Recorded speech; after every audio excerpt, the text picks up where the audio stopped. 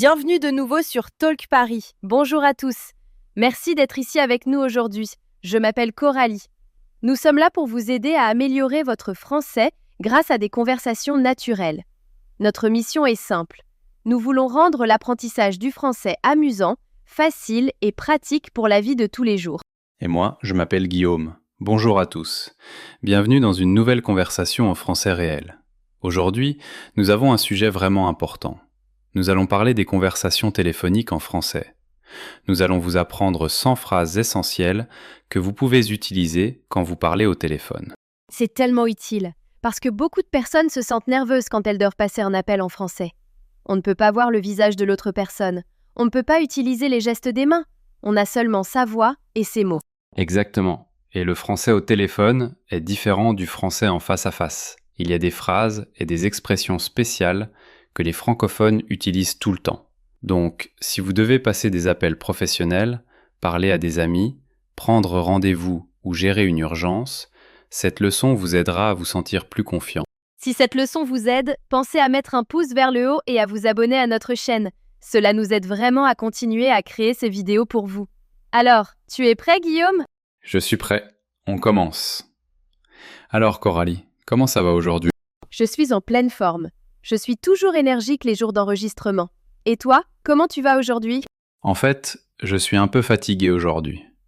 Je me suis couché tard hier soir parce que je regardais un film.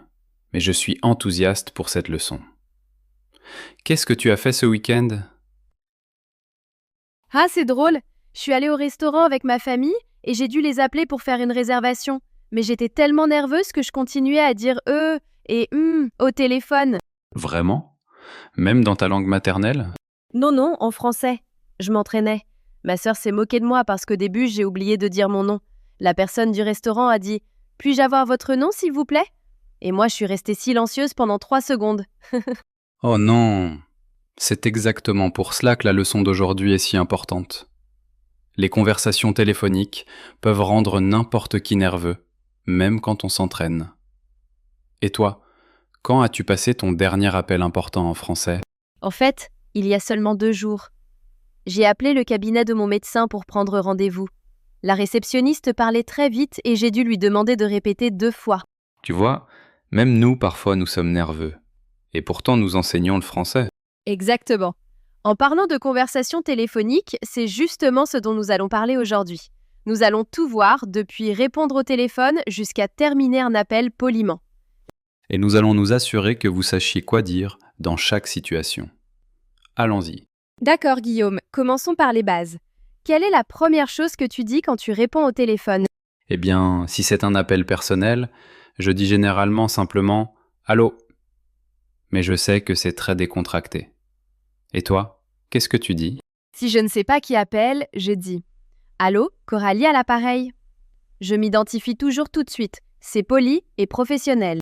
Ah, c'est bien. Et si tu es au travail, tu réponds différemment ? Oui. Au travail, je réponds de façon plus formelle. Je peux dire « Bonjour, Coralie à l'appareil » ou « Coralie Martin, comment puis-je vous aider ?»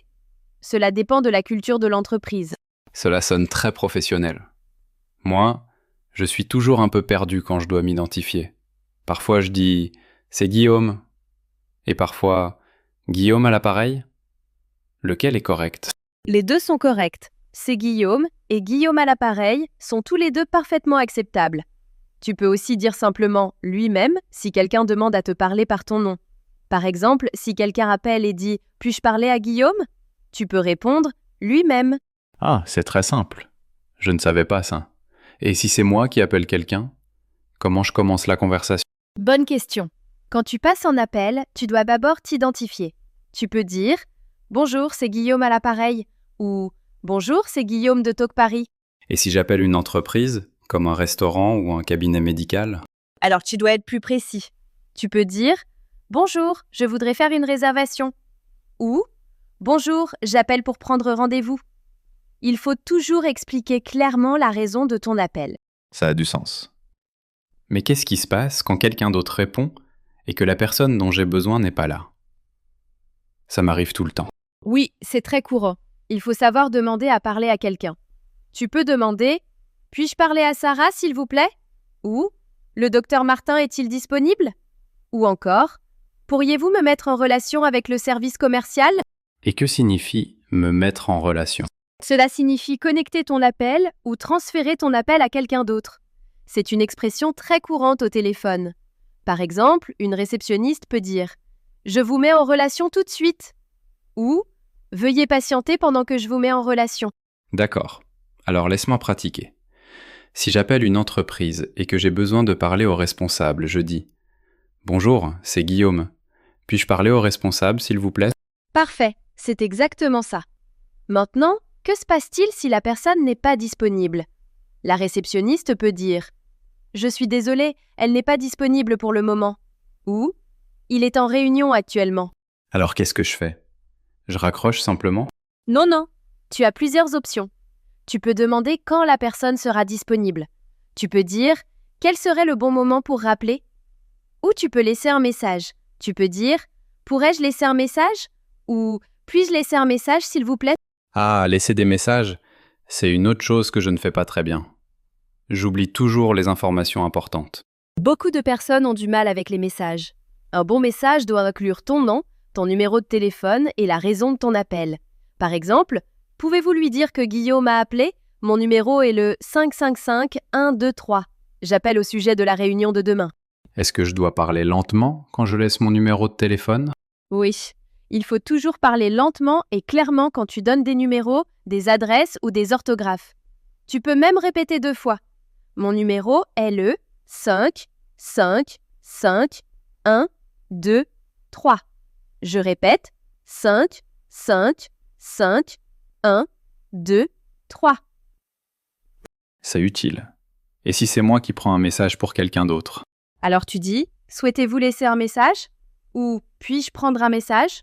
Et assure-toi de noter le nom de la personne, son numéro et ce dont elle a besoin.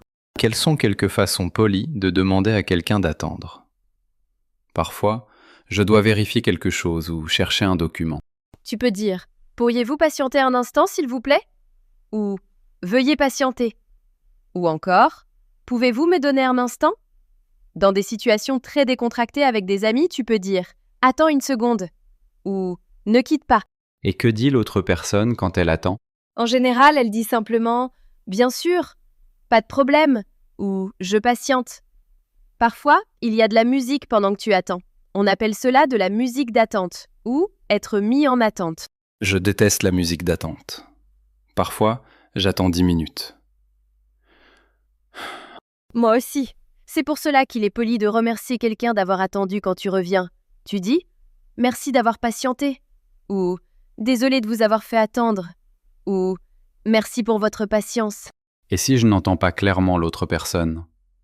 La connexion est mauvaise, ou elle parle trop doucement.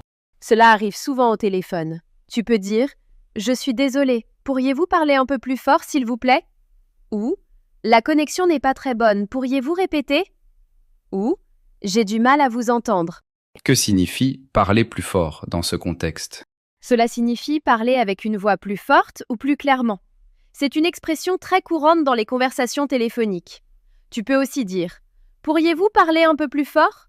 C'est simple et naturel. Et s'il parle trop vite et que je ne comprends pas? Sois simplement honnête. Dis « Je suis désolé, pourriez-vous parler plus lentement ?» ou « Pourriez-vous répéter s'il vous plaît ?» ou « Je n'ai pas bien compris ». Ne fais pas semblant de comprendre quand tu ne comprends pas. Que signifie « je n'ai pas bien compris » ? Cela veut dire que tu n'as pas bien entendu ou que tu n'as pas compris.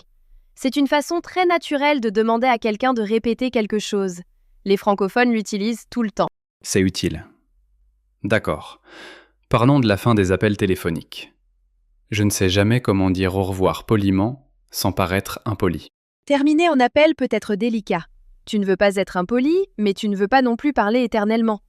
D'abord, tu dois signaler que la conversation se termine. Tu peux dire « Bon, je vais vous laisser » ou « Je ne vais pas vous retenir plus longtemps » ou « Je pense que nous avons tout couvert ». Et si c'est moi qui dois terminer l'appel parce que je suis occupé?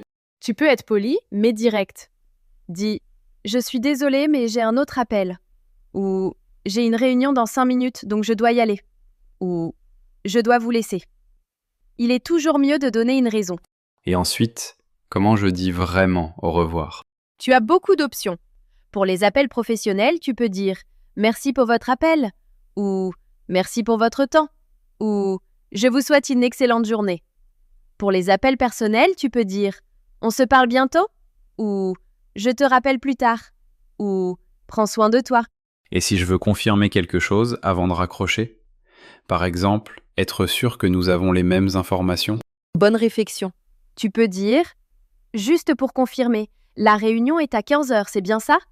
ou « Laissez-moi vérifier que j'ai bien compris » ou « Donc, pour résumer, c'est très professionnel. » Et quand je dois rappeler plus tard, comment je dis ça?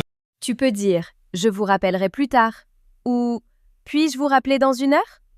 ou « Je vous passerai un coup de fil demain ». Et si quelqu'un dit qu'il te rappellera, tu peux dire « D'accord, j'attendrai votre appel » ou « Je serai disponible tout l'après-midi ». Maintenant, parlons de situations précises. Et si j'appelle pour prendre rendez-vous? D'accord. Pour les rendez-vous, tu commences par « Je voudrais prendre rendez-vous » ou « Je voudrais fixer un rendez-vous ». Ensuite, la personne te demandera quelle date et quelle heure tu préfères. Comment je dis l'heure que je veux? Tu peux dire « Avez-vous quelque chose de disponible lundi matin ?» ou « Quel créneau avez-vous disponible la semaine prochaine ?» ou « Je préférerais un rendez-vous l'après-midi si possible ». Et si je dois changer ou annuler un rendez-vous?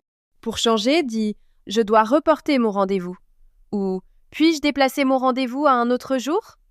Pour annuler, dis « Je dois annuler mon rendez-vous de demain » ou « Je ne pourrai pas venir vendredi ». Que signifie « je ne pourrai pas venir » dans ce contexte? Cela signifie que tu ne peux pas assister au rendez-vous ou que tu ne peux pas être présent. Par exemple, « Je ne pourrai pas venir à la réunion » signifie « Je ne peux pas assister à la réunion » ou « Je ne pourrai pas aller à la réunion ». C'est très courant dans les conversations téléphoniques. Parlons d'un appel au restaurant. J'ai besoin de pratiquer ça. D'accord. Quand tu appelles un restaurant pour une réservation, tu dis « Je voudrais faire une réservation pour vendredi soir » ou « Avez-vous une table disponible pour 4 personnes à 19 heures ?» Quelles informations vont-ils te demander? Ils vont généralement demander la date, l'heure, le nombre de personnes et le nom pour la réservation. Parfois, ils demandent aussi ton numéro de téléphone. Exactement. Donc tu pourrais dire « J'ai besoin d'une table pour 2 personnes samedi à 18h30. La réservation est au nom de Guillaume. » Parfait. Mais il faut se rappeler d'être flexible. Ils peuvent dire « Je suis désolé, nous sommes complets à 18h30. Nous avons une table à 18h ou à 19h. » Ensuite, tu dois choisir. Que signifie « complet » ? Cela signifie qu'ils n'ont plus de table disponible. Toutes les tables sont réservées. Tu peux aussi entendre « Nous sommes entièrement réservés » ou « Nous n'avons plus de place ». Cela veut dire la même chose. Et si j'appelle un magasin pour demander s'ils ont un produit? Tu peux dire « Est-ce que vous vendez ?» ou « Est-ce que vous avez en stock ?» Par exemple, « Est-ce que vous vendez des chaussures Nike en taille 42 ?» ou « Est-ce que vous avez le nouvel iPhone en stock ?» Que signifie « en stock » ?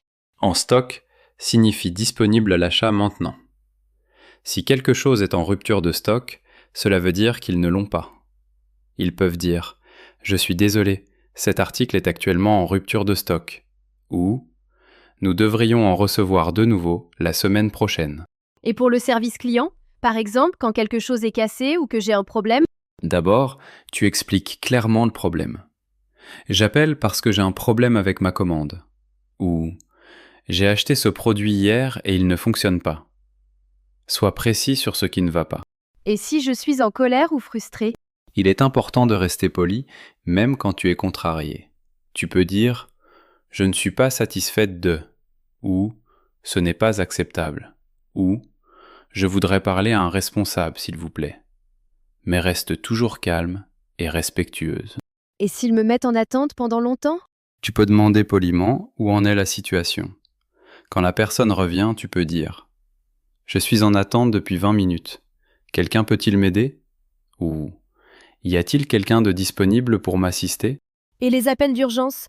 Que faire si je dois appeler à l'aide? En cas d'urgence, parle clairement et reste calme. Dis tout de suite « J'ai besoin d'aide » ou « C'est une urgence ». Ensuite, donne ton emplacement.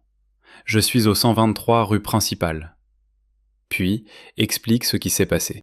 Quel est le numéro d'urgence? Cela dépend du pays. Aux États-Unis, c'est le 911. Au Royaume-Uni, c'est le 999. Dans beaucoup de pays européens, c'est le 112. Tu dois connaître le numéro d'urgence de ton pays. Et si je reçois un appel d'une personne que je ne connais pas? Tu peux demander « Qui est à l'appareil, s'il vous plaît ?» ou « Puis-je savoir qui appelle ?» Si cela ressemble à un appel commercial ou à un spam, tu peux dire poliment « Je ne suis pas intéressé, merci » et raccrocher. Et les mauvais numéros? Parfois, des gens m'appellent par erreur. Si tu réponds et que tu comprends que c'est un mauvais numéro, dis simplement « Je pense que vous vous êtes trompé de numéro » ou « Il n'y a personne de ce nom ici ». Si c'est toi qui composes un mauvais numéro, excuse-toi.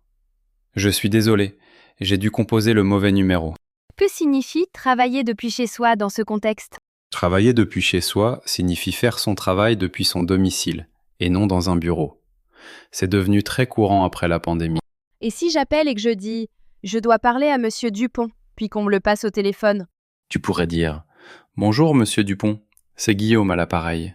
J'appelle au sujet de... » Et ensuite, tu expliques la raison de ton appel. Et si on me pose des questions auxquelles je ne suis pas préparée? Tu peux dire « C'est une très bonne question. Puis-je vous rappeler avec cette information ?» ou « J'aimerais y réfléchir. Quel serait le bon moment pour faire un suivi ?» Ne te sens pas obligé de répondre à tout immédiatement. Parlons de la messagerie vocale. Que faire si personne ne répond et que je tombe sur la messagerie? Laisse un message clair et bref. Donne ton nom, ton numéro de téléphone, la raison de ton appel et le moment où on peut te joindre. Par exemple, « Bonjour, c'est Guillaume. J'appelle pour Sarah. Mon numéro est le 555 123. J'appelle au sujet de la date limite du projet. Merci de me rappeler quand vous aurez un moment. Merci. » Est-ce que je dois laisser un long message détaillé? Non, garde-le court. Environ 20 à 30 secondes, c'est parfait. Donne assez d'informations pour que la personne sache pourquoi tu appelles, mais ne raconte pas toute l'histoire.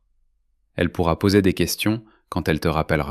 Et si je configure le message d'accueil de ma propre messagerie vocale? Garde-le professionnel et simple. Bonjour, vous êtes bien sur la messagerie de Guillaume. Je ne peux pas prendre votre appel pour le moment. Veuillez laisser votre nom, votre numéro et un bref message, et je vous rappellerai dès que possible. Merci. Et les conférences téléphoniques, quand il y a plusieurs personnes sur le même appel? Les conférences téléphoniques ont une étiquette particulière. Dis toujours ton nom avant de parler. Dis « Ici Guillaume, je pense que... » Tu dois aussi couper ton micro quand tu ne parles pas, pour éviter les bruits de fond. Et si je dois interrompre quelqu'un poliment pendant une conférence téléphonique? Dis « Excusez-moi » ou « Désolé de vous interrompre, mais... » ou « Si je peux ajouter quelque chose ?» Il est encore plus important d'être poli en conférence téléphonique parce que les gens ne peuvent pas voir ton langage corporel. Et si l'appel coupe, comme quand le signal va et vient? Tu peux dire « Je vous perds » ou « La communication coupe » ou « Je n'entends qu'un mot sur deux ». Tu devras peut-être proposer de rappeler. Je vais vous rappeler sur une autre ligne ou « Pouvons-nous reprendre cet appel ?» Et si j'appelle quelqu'un par accident et que je dois expliquer? Excuse-toi rapidement. Je suis vraiment désolé, je vous ai appelé par accident. Ou désolé, c'était un appel accidentel depuis ma poche. Ou toutes mes excuses, je ne voulais pas vous appeler. La plupart des gens comprennent. Que signifie un appel accidentel depuis la poche? Cela signifie que ton téléphone appelle quelqu'un par erreur parce qu'il était dans ta poche et que des boutons ont été appuyés. C'est une expression très courante. En français familier, on peut parfois dire que le téléphone a appelé tout seul depuis la poche. C'est plus informel et un peu drôle. D'accord, je pense que nous avons couvert beaucoup de situations différentes. Quels sont quelques conseils généraux pour avoir l'air professionnel au téléphone? Très bonne question. Premièrement, souris pendant que tu parles. Les gens peuvent entendre le sourire dans ta voix. Deuxièmement, parle clairement et pas trop vite. Troisièmement, évite de manger, de boire ou de faire autre chose pendant un appel important. Quatrièmement, trouve un endroit calme, sans bruit de fond. Et prendre des notes pendant l'appel? Oui. Aie toujours un stylo et du papier prêt. Note les noms importants. les numéros, les dates et les détails. C'est professionnel et cela t'aide à te souvenir de tout. Est-ce que je dois confirmer les détails à la fin de l'appel? Absolument. Répète toujours les informations importantes. Donc, juste pour confirmer, la réunion est mardi à 14 heures dans la salle de conférence B. C'est bien ça? Cela évite les malentendus. Et si je promets d'envoyer une information après l'appel? Assure-toi de faire le suivi. Si tu as dit « je vais vous envoyer ce document par email », fais-le juste après l'appel. Si tu as dit « je vous appellerai la semaine prochaine », note-le et fais-le vraiment. Faire un suivi montre que tu es fiable et professionnel. Je pense que nous avons presque tout couvert, Guillaume. Oui, depuis répondre au téléphone jusqu'à terminer les appels, prendre rendez-vous, gérer des problèmes et tout ce qu'il y a entre les deux. C'était beaucoup d'informations utiles. Tu sais, Guillaume, pendant que nous parlions, nous avons utilisé beaucoup de mots et de phrases utiles. Décomposons le vocabulaire le plus important pour les conversations téléphoniques. Oui, certains de ces mots sont vraiment spécifiques aux appels téléphoniques. On ne les entend pas toujours dans les conversations ordinaires, en face à face. Premier mot, disponible. Cela signifie libre ou prêt à parler ou à rencontrer quelqu'un. Par exemple, le responsable est-il disponible? Signifie puis-je parler au responsable? Ou le responsable est-il libre maintenant? On l'utilise aussi pour les rendez-vous. Avez-vous quelque chose de disponible lundi? Signifie avez-vous un créneau libre lundi? Exactement. Le contraire est indisponible. Si quelqu'un dit « je suis indisponible demain », cela signifie qu'il est occupé ou qu'il ne peut pas rencontrer quelqu'un. Et toi, ton emploi du temps ressemble à quoi? Tu es généralement disponible le week-end? Je suis généralement disponible le samedi matin, mais pas le dimanche. J'aime me reposer le dimanche. Mot suivant. Patienter. Comme verbe, patienter signifie attendre au téléphone. Veuillez patienter signifie veuillez attendre.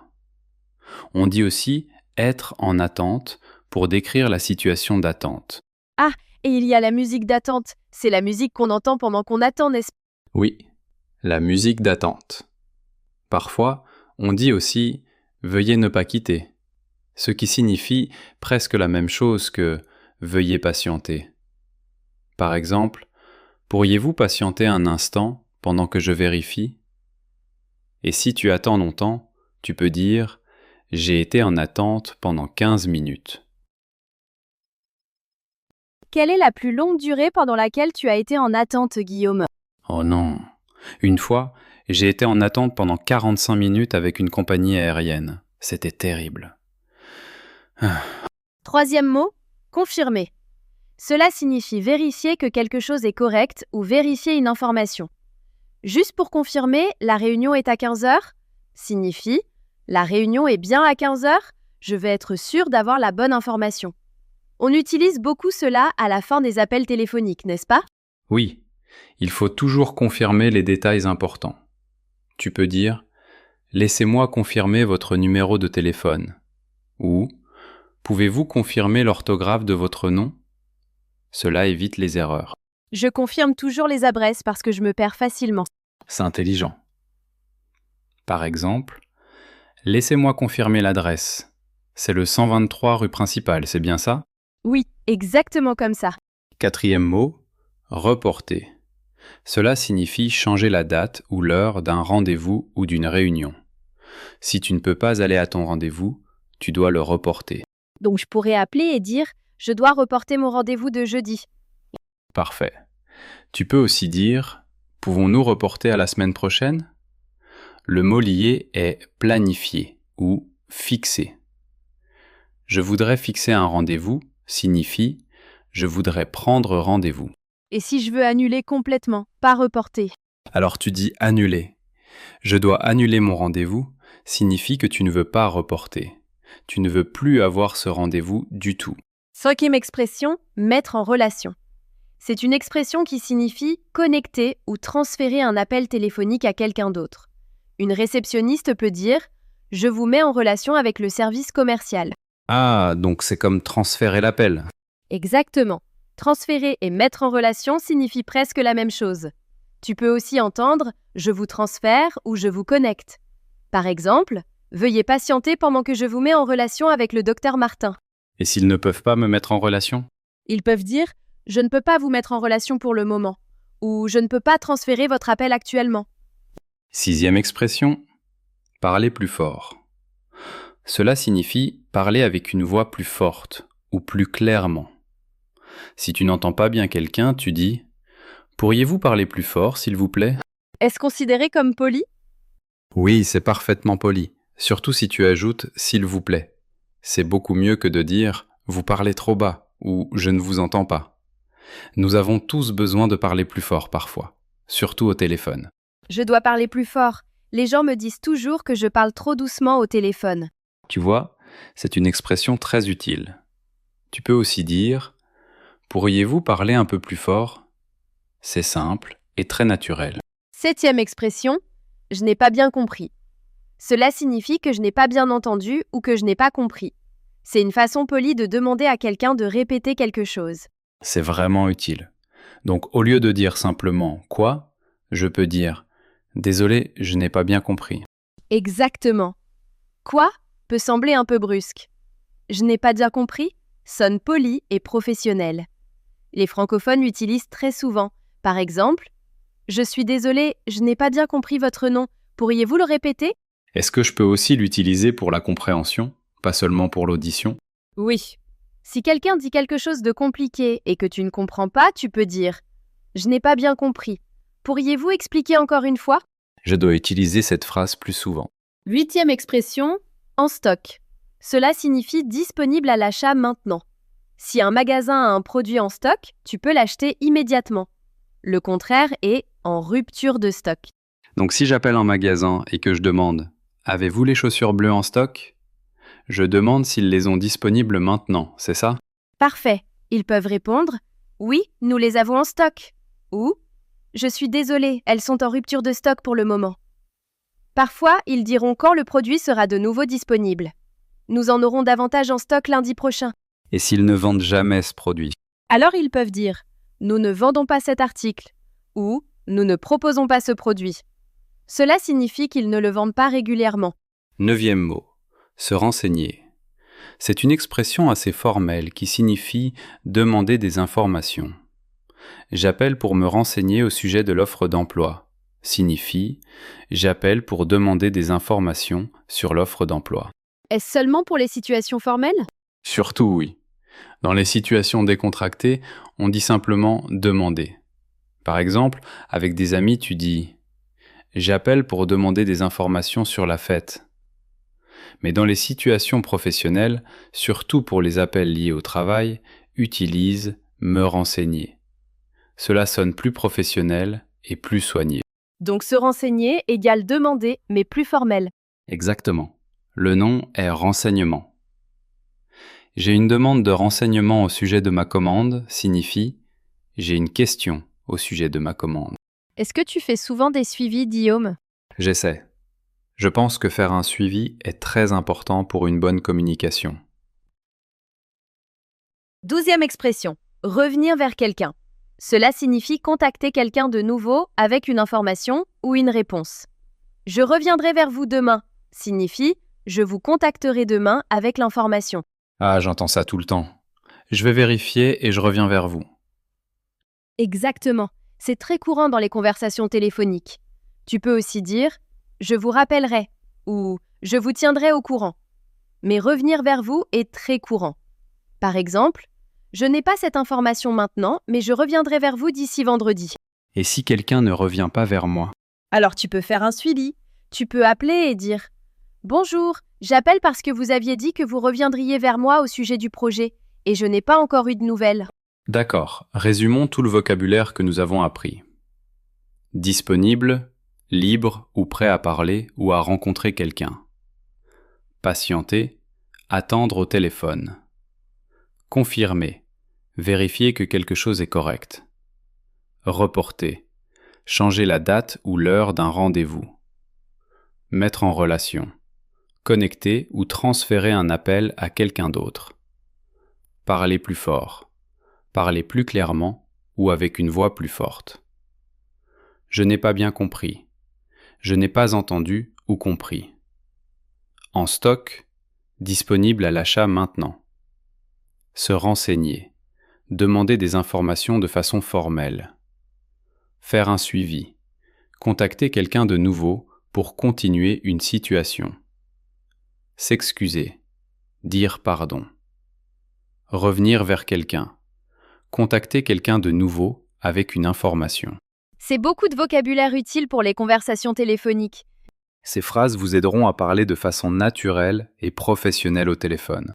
D'accord, Guillaume, nous avons beaucoup parlé des conversations téléphoniques. Je sais que nous avons couvert énormément de choses, mais ne vous inquiétez pas, ce n'est pas aussi compliqué que cela en a l'air. Réfléchissons à ce que nous avons appris et organisons-le en sections simples. Bonne idée. Je pense que cela aidera nos auditeurs à tout retenir. D'abord, nous avons appris à répondre correctement au téléphone. Pour les appels personnels, vous pouvez dire « Allô » ou « Allô, c'est votre prénom ».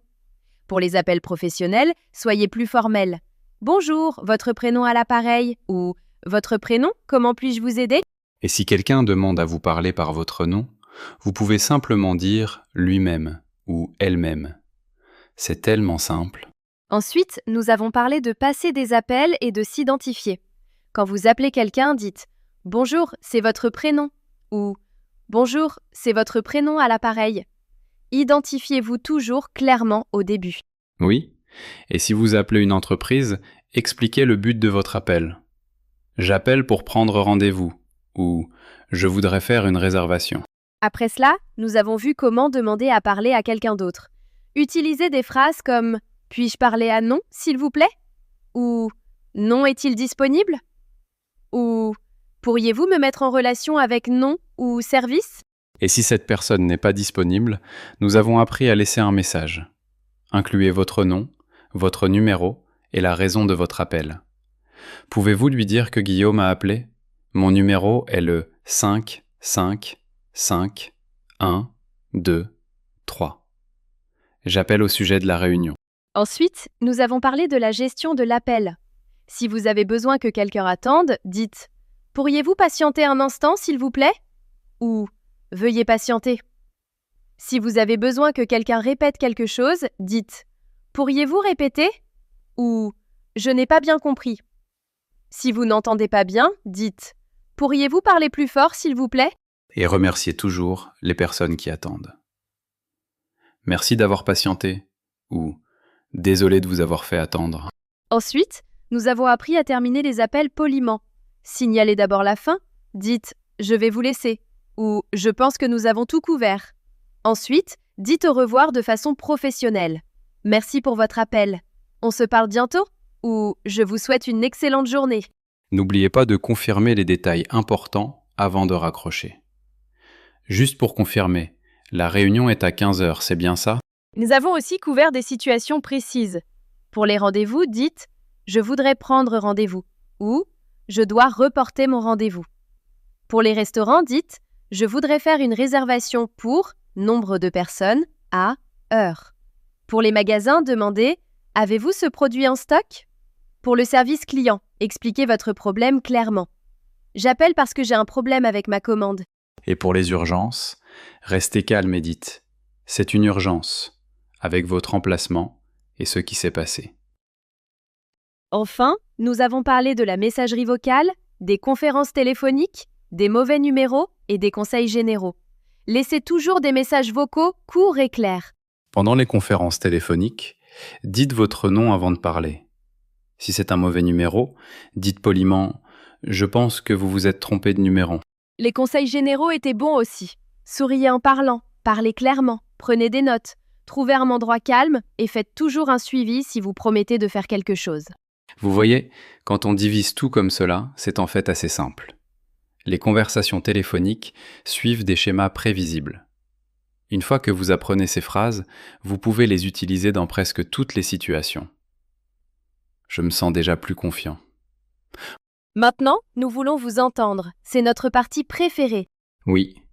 Notre question du jour est « Quelle situation téléphonique vous rend le plus nerveux ? Et quelle phrase de la leçon d'aujourd'hui utiliserez-vous la prochaine fois ? » C'est une bonne question. Pour moi, je suis le plus nerveuse quand je dois appeler pour me plaindre de quelque chose. Je n'aime pas les conflits, mais j'utiliserai certainement « Je ne suis pas satisfaite de » parce que c'est poli mais clair. Pour moi, je deviens nerveux quand quelqu'un parle trop vite et que je ne comprends pas. Mais maintenant, je sais que je peux dire « Je n'ai pas bien compris. Pourriez-vous parler plus lentement ?» Cela me rassure. Tu vois, nous avons des réponses différentes, et c'est normal. Chacun a des situations téléphoniques différentes qui le rendent nerveux. Alors, chers auditeurs, nous voulons savoir ce qu'il en est pour vous. Quel type d'appel téléphonique est le plus stressant pour vous? Est-ce prendre rendez-vous? Appeler le service client? Parler à votre patron? Ou peut-être simplement répondre à des appels provenant de numéros inconnus? Et plus important encore, quelle phrase de la leçon d'aujourd'hui vous aidera? Peut-être « Puis-je parler à » ? Pourriez-vous patienter s'il vous plaît? Je reviendrai vers vous? Ou une autre phrase que nous avons enseignée? Vous pouvez écrire quelque chose comme « Prendre rendez-vous chez le médecin est ce qu'il y a de plus stressant pour moi. J'utiliserai « Je voudrais prendre rendez-vous » et « Juste pour confirmer ». Gardez cela simple. Ou vous pourriez écrire « Les appels au service client me rendent nerveux parce que je dois expliquer des problèmes. » J'utiliserai « J'appelle parce que j'ai un problème avec » pour commencer clairement. Dites-le nous dans les commentaires. Écrivez « La situation téléphonique la plus stressante pour moi est… » et j'utiliserai la phrase. Cela nous aide à comprendre ce dont vous avez besoin et cela vous aide à pratiquer l'écriture en français. En plus, les autres auditeurs peuvent lire vos commentaires et apprendre de vos expériences eux aussi. Nous lisons tous les commentaires, donc nous voulons vraiment vous entendre. D'accord tout le monde. Nous espérons que cette leçon vous a aidé à vous sentir plus confiant pour les conversations téléphoniques en français. Si vous avez trouvé cette leçon utile, mettez un grand pouce vers le haut à cette vidéo. Cela nous aide vraiment. Et si ce n'est pas encore fait, cliquez sur le bouton d'abonnement et cliquez sur la petite cloche. Comme ça, vous recevrez une notification chaque fois que nous publierons une nouvelle vidéo. Nous publions de nouvelles leçons de conversation en français tous les jours. Ainsi, vous n'oublierez pas de nous rejoindre et de continuer à améliorer votre français. Vous êtes tous d'excellents étudiants. Nous le savons parce que vous avez regardé toute cette leçon. Cela demande de la motivation et de la concentration. Continuez à pratiquer ces phrases téléphoniques. Souvenez-vous, la confiance vient avec la pratique. Plus vous utilisez ces expressions, plus elles vous sembleront naturelles. Et n'ayez pas peur de faire des erreurs. Même les locuteurs natifs deviennent parfois nerveux au téléphone. Le plus important est de communiquer clairement et poliment. Chaque appel téléphonique est une occasion de pratiquer et de s'améliorer. Très bien tout le monde, passez une merveilleuse journée, une merveilleuse soirée ou une merveilleuse nuit, où que vous soyez dans le monde. Continuez à pratiquer votre français. Au revoir. Au revoir à tous.